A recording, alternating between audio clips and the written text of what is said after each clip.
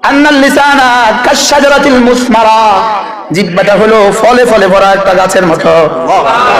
ফলদায়ক গাছ নাড়লেই ঝুরঝুর করে ফল পড়ে, আর জিহ্বাটা নাড়লেই রব্বে কারীমের রহম ঝুরঝুর করে পড়ে। জিহ্বাটা নাড়লেই আল্লাহু আকবার কাবীরা, হীরা পড়ে, হীরা ঝুরঝুর ঝুরঝুর ঝুরঝুর ঝুরঝুর হীরা।